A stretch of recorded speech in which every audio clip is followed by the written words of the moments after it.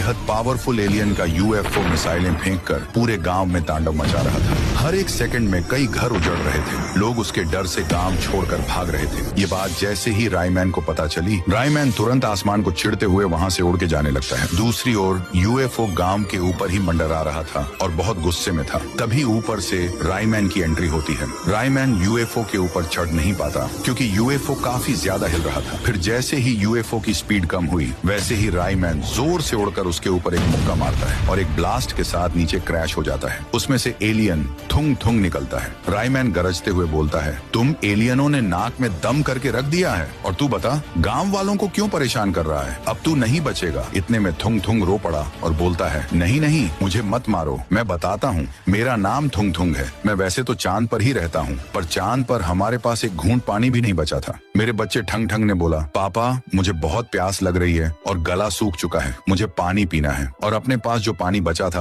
वह भी खत्म हो चुका था। फिर मैंने ठंग ठंग को बोला, बेटा तू जरा भी चिंता मत कर, हमारे उपग्रह में पानी नहीं है तो क्या हुआ, उन इंसानों की पृथ्वी पर बहुत पानी है, चल हम उधर जाकर पानी पियेंगे। फिर हम दोनों अपने अपने यूएफओ में बैठकर पृथ्वी जाने के लिए बढ़े, यानी यहाँ पर। हमको इधर का कुछ पता नहीं था, इसलिए हम एक गांव में आ उतरे। वहाँ एक गड्ढे में पानी था। उस टाइम पर हमें बहुत प्यास लगी थी, इसलिए हम सीधा पानी पी रहे थे। इतना सारा पानी देखकर हम खुश थे, पर तभी चिल्लाने की आवाज आई। वहाँ व्हाइट 444 और पुष्पा नाम के दो इंसान थे। वे हम पर गुस्से से बोले, ऐ लकड़ी जैसे इंसान, क्यों रे, कहाँ से आया तू और हमारा पानी क्यों पी रहा है? पूरा पानी गंदा कर दिया। पर मैंने उनसे माफी भी मांगी, हमें माफ कर दो, हमारे ग्रह में पानी की थोड़ी दिक्कत है और बहुत प्यास लगी है, हमने बस 2 ही घूंट पानी पी है, हमें जाने दो। फिर पुष्पा बोला, क्यों भाऊ, अपने को ये बड़ा वाला एलियन ताकतवर लग रहा है, अगर हम इसके बच्चे को पकड़कर बेचेंगे ना तो पैसा ही पैसा होगा। ये बात सुनकर हम डर के मारे यूएफओ के अंदर बैठकर वहां से जाने लगे। हम काफी तेजी से वापस चांद की तरफ बढ़ रहे थे